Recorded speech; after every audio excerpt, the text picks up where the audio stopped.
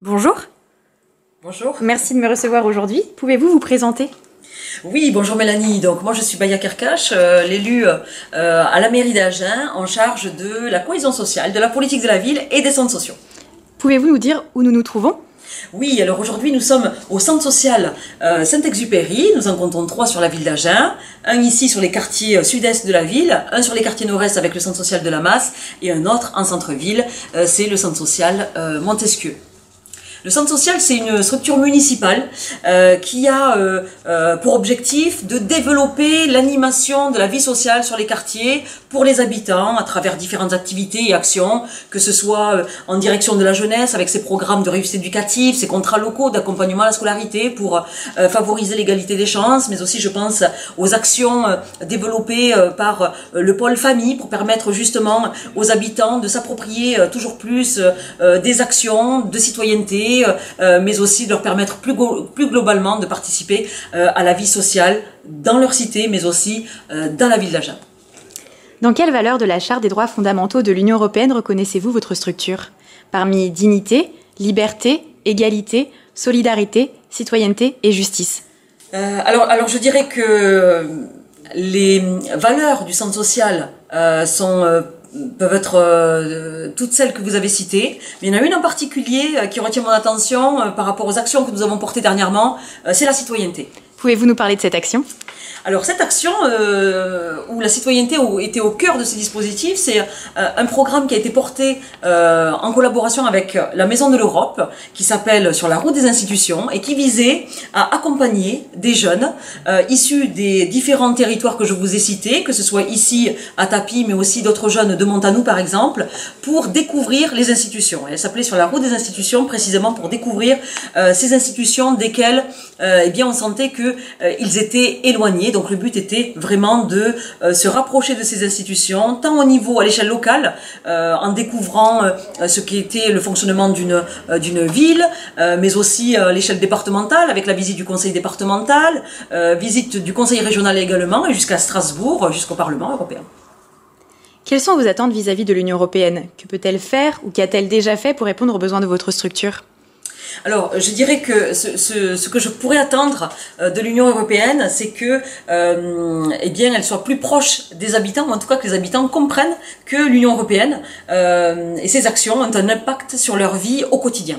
Je pense notamment aux actions et aux programmes de réhabilitation, de construction ou de rénovation des logements sur nos quartiers politiques de la ville. Et il y en a eu plusieurs, que ce soit à Montanou, à Bar-le-Thé, ici à Tapi, bien sûr, avec le projet en rue, mais demain aussi à Rodrigue. Il me semble important que les habitants prennent conscience et soient bien au fait de l'impact et finalement de la participation de l'Union européenne dans les projets eh bien d'économie d'énergie et d'économie financière à court et moyen terme pour eux.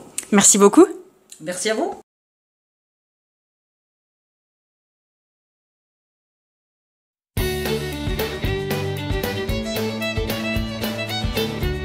Addiction est une association créée en 2009 dans le but d'un partage de la culture irlandaise par le biais de la danse, un art ancestral assez unique, mais dont les racines sont largement implantées en Europe et ayant subi l'influence de la France, de l'Espagne, l'Italie, l'Écosse et la Grande-Bretagne, et ce dès le XVIIe siècle.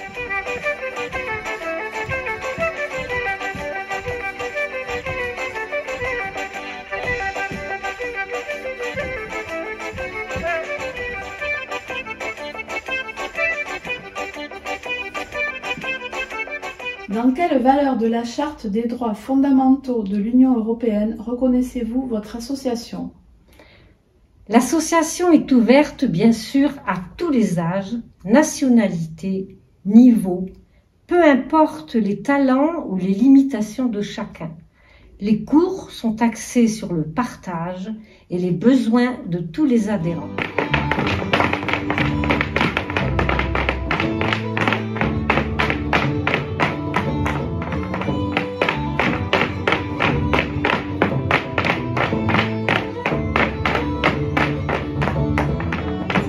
Représente pour vous et pour votre structure?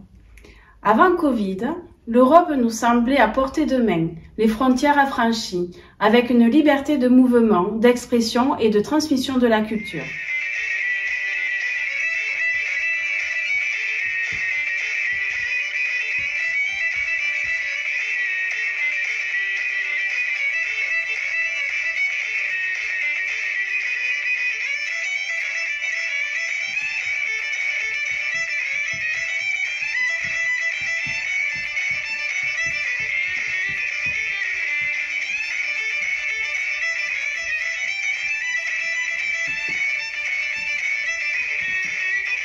Quelles sont vos attentes vis-à-vis de l'Union européenne? Un support continu vis-à-vis de l'Irlande du Nord, qui s'est vu déchirée entre la République d'Irlande et le reste du Royaume-Uni suite au Brexit.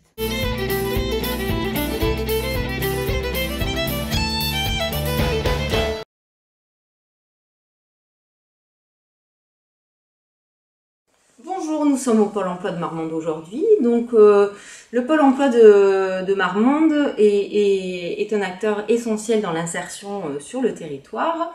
Nous portons aujourd'hui des valeurs qui sont communes avec les valeurs de l'Europe, à savoir l'indemnisation qui est basée sur la solidarité, la transparence du marché de l'emploi pour assurer une égalité sur le positionnement des personnes sur la reprise d'emploi. Nous avons aussi des missions d'accompagnement des entreprises et des demandeurs d'emploi pour accélérer le retour et le recrutement. Donc aujourd'hui, nous avons le FSE comme partenaire, notamment dans le cadre de l'accompagnement global. Mais aujourd'hui, nous allons vous parler plutôt de l'AIJ, qui est l'accompagnement intensif jeune, mis en œuvre par Marie-Laure et Christelle. Marie-Laure, alors dans le cadre de ta mission. Alors donc avec Christelle, nous accompagnons les jeunes qui ont entre 16 et 29 ans et nous les aidons à retrouver le chemin de l'emploi. Notre mission consiste pendant une durée de 6 mois pour chaque jeune, de leur proposer des offres, de les accompagner, de les coacher, de les encourager, jusqu'à mettre un pied dans l'entreprise et ensuite de sécuriser leur parcours, même lorsqu'ils seront recrutés. Je passe la parole à Christelle. Donc, je suis la deuxième conseillère AIJ. Avec Marie-Laure, nous mettons en place des ateliers sous forme de petits groupes. Le dernier qu'on a mis en place, c'était sur les aides et mesures pour informer les jeunes dans le cadre de leur recrutement. Aussi bien côté entreprise, qu'est-ce qu'un employeur peut avoir comme aide, mais aussi eux, à quoi ils peuvent prétendre s'ils reprennent un emploi du côté Pôle emploi. Et on essaie toi tu mets en place le fameux Padlet que tu leur envoies toutes les semaines avec toutes les infos qu'il y a sur le territoire du Marmandais en l'occurrence. Donc c'est vrai qu'aujourd'hui, avec le FSE et grâce au FSE, nous menons des actions envers ces publics. La route est longue et nous adaptons aujourd'hui notre service à ce public jeune.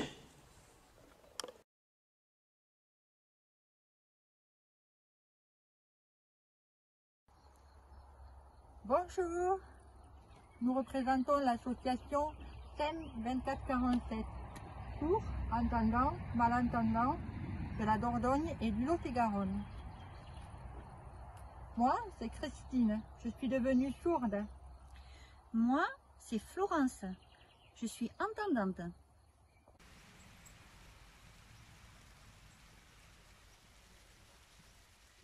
Nous sommes très heureuses de vous présenter notre association qui combat rudement et sans relâche la reconnaissance de toutes les formes de handicap. Cette association est composée d'une équipe de 16 membres titulaires et de 16 membres suppléants. Elle est présidée par Philippe Lefebvre, qui est le fondateur de cette association depuis 2004. Philippe a eu une méningite détectée trop tard quand il était enfant. Et donc, en grandissant, il a perdu son audition petit à petit, jusqu'à la perdre complètement. Voilà. Alors bien sûr, cette association, elle a plusieurs missions. Effectivement, donc l'association, elle favorise entraide et partage avec les entendants. Elle développe la LSF et c'est pour cela que nous sommes implantés sur 5 sites, à la fois en Lot-et-Garonne et en Dordogne. Donc 2 sites en Dordogne, à Périgueux et Bergerac, et 3 sites en Lot-et-Garonne, à Agen, Marmande et Nérac. Donc elle combat aussi l'isolement dû à la surdité. Elle défend et revendique auprès des instances compétentes. Elle oriente la jeunesse sourde et malentendante. Oui. Et elle dénonce aussi toutes les formes de discrimination à l'égard des personnes sourdes et malentendantes. Elle organise aussi des activités ludiques, notamment des cafés des signes. En Dordogne, il y a Périgueux. Il y a aussi en Lot-et-Garonne, Agen, Marmande et Villeneuve-sur-Lot. Voilà. Elle organise aussi des activités culturelles, des forums. Elle aide, elle conseille les personnes qui sont en situation difficile. Et puis aussi, elle favorise l'insertion professionnelle et sociale des personnes handicapées. Et donc nous rappelons aux personnes de rejoindre les associations officielles qui font valoir leurs droits. Voilà, il faut adhérer et il faut savoir aussi que nous sommes là pour aider les personnes qui ont besoin de monter un dossier pour la MDPH. Nous sommes là pour accompagner les personnes qui n'arrivent pas à effectuer un rendez-vous seul. Il y a plein de choses comme ça, mais pour cela il faut adhérer. Et plus on est d'adhérents, et plus notre force est grande. Voilà, tout à fait.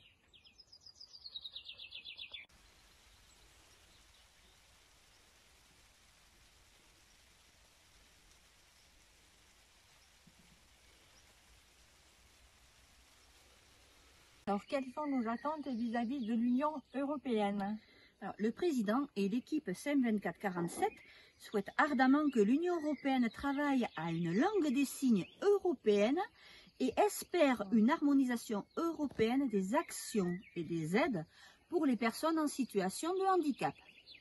Voilà, et puis on espère que ça va faire avancer les choses, que ça fonctionnera. En tout cas, on vous remercie beaucoup de nous avoir donné la possibilité de présenter notre association, parce que franchement, on en est fiers. Voilà, nous sommes très fiers de notre association. Alors merci beaucoup. Au revoir.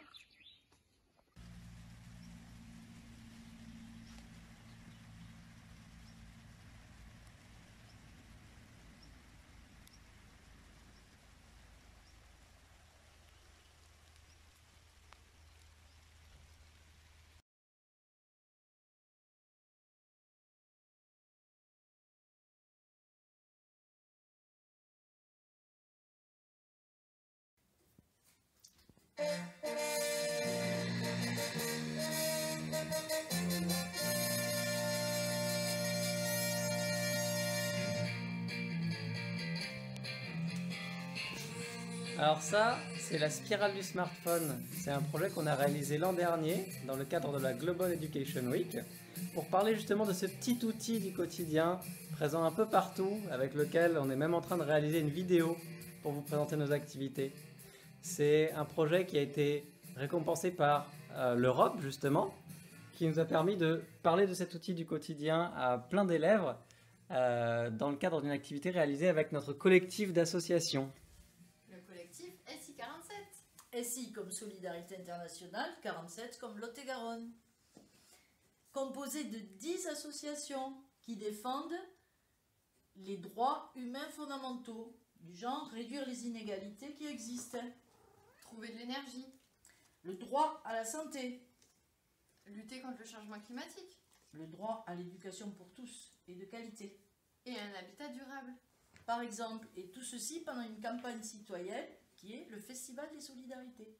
Qu'on fait en partenariat avec le lycée Lomé à Agen depuis pas mal d'années et avec lesquels on co-construit les dispositifs pédagogiques, c'est-à-dire on travaille avec des jeunes pour créer les dispositifs qui sont ensuite animés auprès d'autres jeunes. On fait donc de l'éducation à la citoyenneté et à la solidarité internationale avec des jeunes, pour des jeunes. En Lot-et-Garonne. Et on va vous montrer quelque chose qui a été fait en 2019. Un escape game. Attention, c'est dangereux. Scène du crime. Là, on voit, dans cette scène du crime, une co-création faite par des élèves assistés par une plasticienne. Et on voit l'effondrement d'une usine au Bangladesh, une usine textile. Et ça, par un jeu d'énigmes comme un vrai escape game, on en arrive au jean des élèves. Tout ça pour les sensibiliser à leur responsabilité de consommateurs et à les faire devenir des citoyens consommateurs responsables. 150 élèves ont travaillé sur des projets. 1300 y ont joué, oui. Y compris des familles. De la même façon, ce qui s'est passé pour le smartphone. Absolument. Et qu'est-ce que ça devient maintenant? Eh bien, ça continue à voyager, voilà. Ça continue depuis 2 ans à voyager.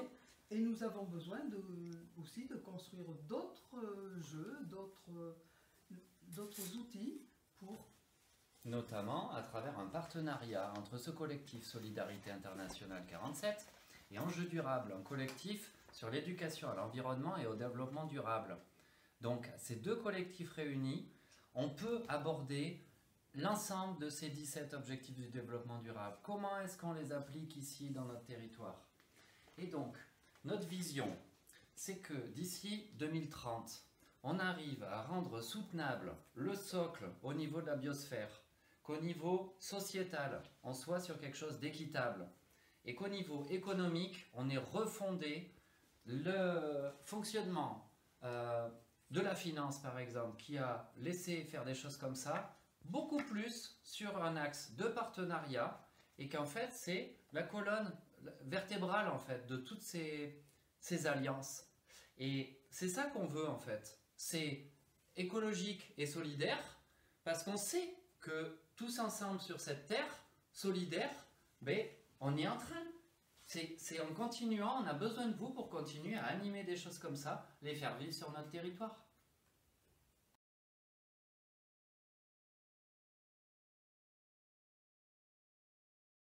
On commence donc. Ben oui. Bonjour à tous les trois, merci d'être Bonjour. avec nous aujourd'hui. Pouvez-vous vous présenter s'il vous plaît?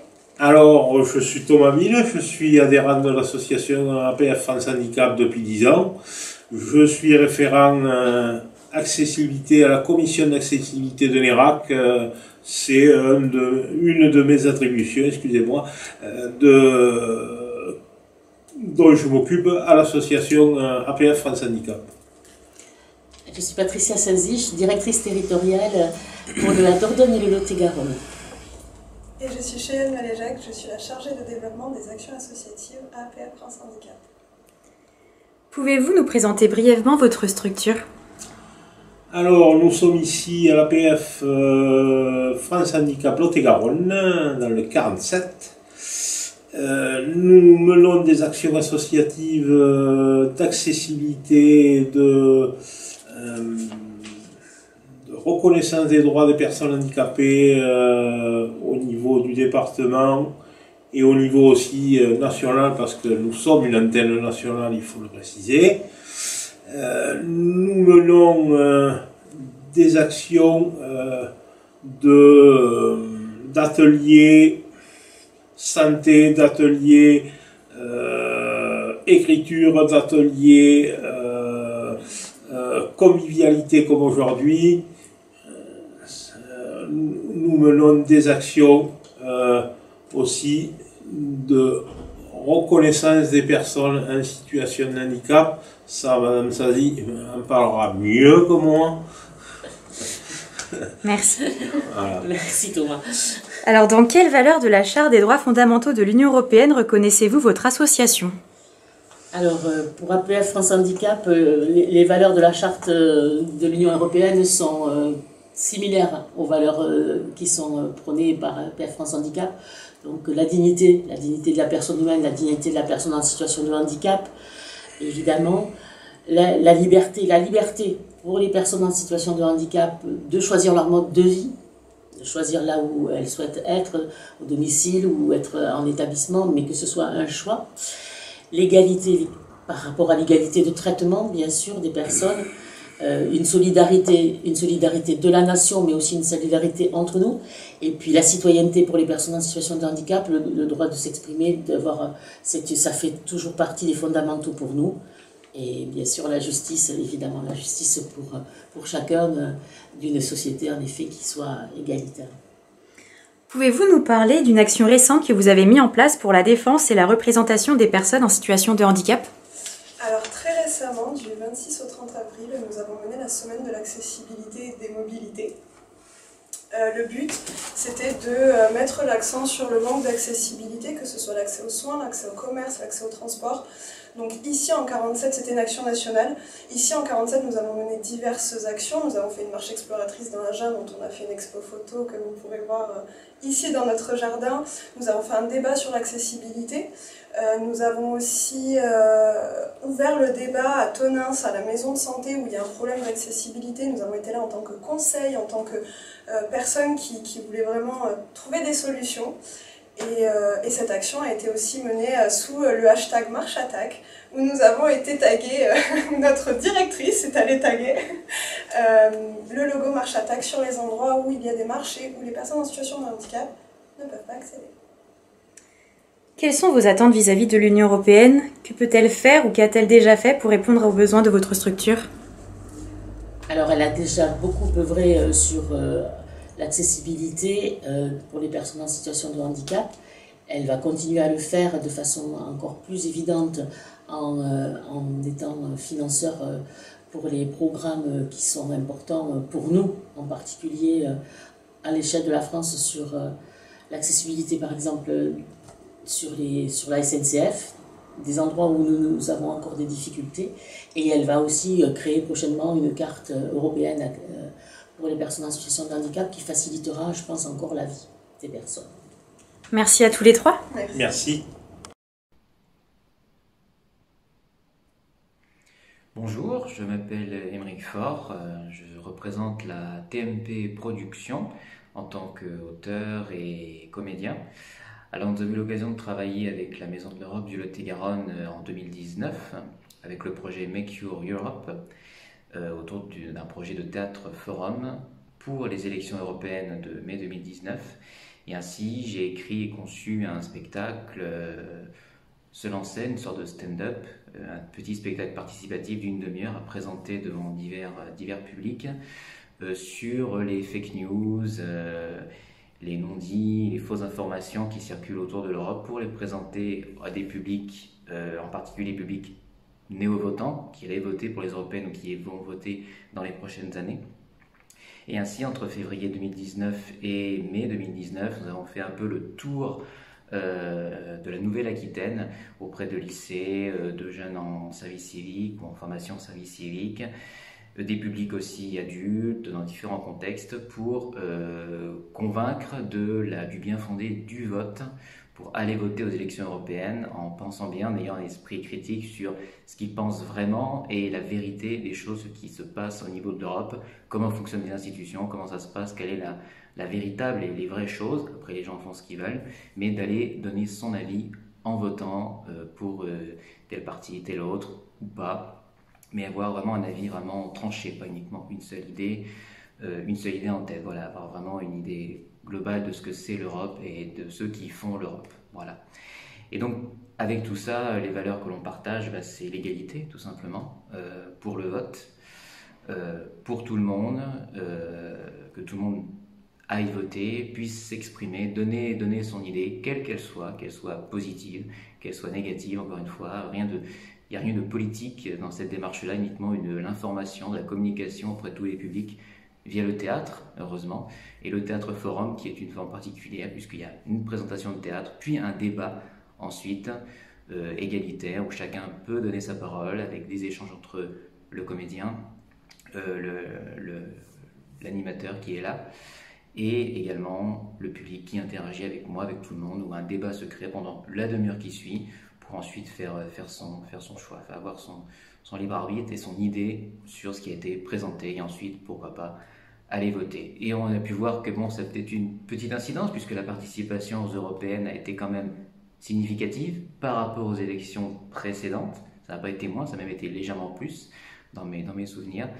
Et d'ailleurs, ça reste un assez bon souvenir. Voilà, ce travail réalisé, ce travail d'écriture et d'interprétation autour des thèmes de l'Europe et avec la Maison de l'Europe du Lot-et-Garonne. Donc, à bientôt.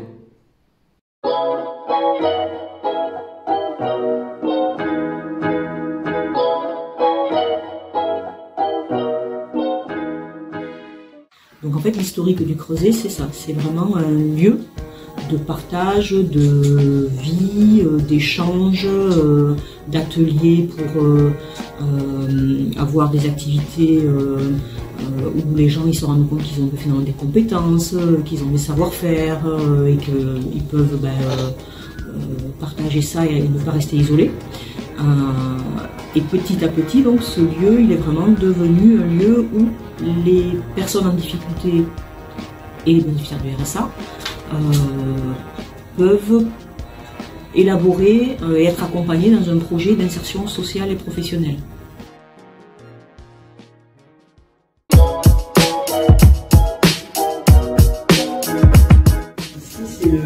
accompagnement RSA. Et on accompagne donc les personnes qui perçoivent le RSA, qui habitent sur la ville d'Agen, qui sont des personnes qui vivent seules. On essaye de mettre en place un accompagnement social et on fait des orientations aussi professionnelles. En fonction de la personne, on oriente les personnes vers un accompagnement professionnel s'ils sont proches de l'emploi ou s'ils souhaitent aller vers l'emploi. Si c'est un accompagnement social, c'est qu'ils sont éloignés de l'emploi et qu'ils ont des difficultés, donc on essaye de les aider à lever tous les freins qu'ils ont.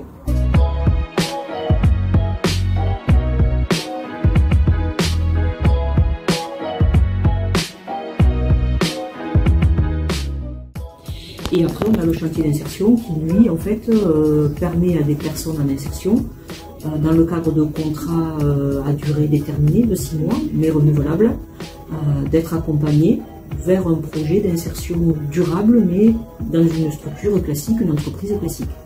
L'activité chantier, on a deux volets principaux, les espaces verts jardins et la partie bois menuiserie. Et là, depuis quelques mois, dans la dynamique où tout ce qui est recyclage, économie circulaire, environnement, de pouvoir apporter des solutions nouvelles, notamment par exemple un projet de broyage des déchets verts, puisque dans les déchetteries, on va devoir réduire les déchets. Et donc, comme le Creuset a déjà des activités sur les jardins et sur le bois, l'idée en fait c'est de broyer ces déchets et de pouvoir directement les réutiliser sur nos projets jardins.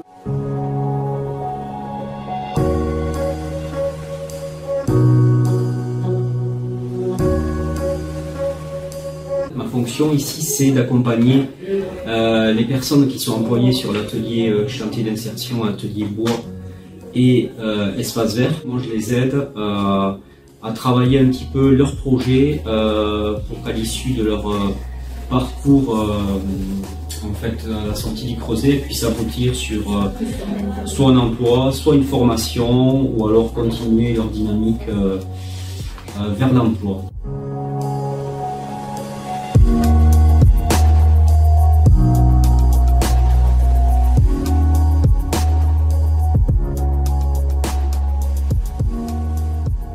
Alors, les ateliers du Creuset sont autant de supports pour lutter contre l'isolement, favoriser le lien social. Et donc pour cela, on a mis en place différents ateliers autour de la poterie, de la menuiserie, du jardinage aussi. Donc ça concerne des centaines de personnes chaque année qui viennent ici dans une démarche d'autoproduction accompagnée. Donc l'Europe nous permet aujourd'hui la mise en œuvre de l'accompagnement des bénéficiaires du RSA sur le territoire agenais. Et aujourd'hui, l'Europe pourrait être un partenaire pour développer de nouveaux projets, que ce soit autour de la mobilité ou de l'environnement, des thèmes qui sont chers au Creuset et qu'on souhaite aujourd'hui développer.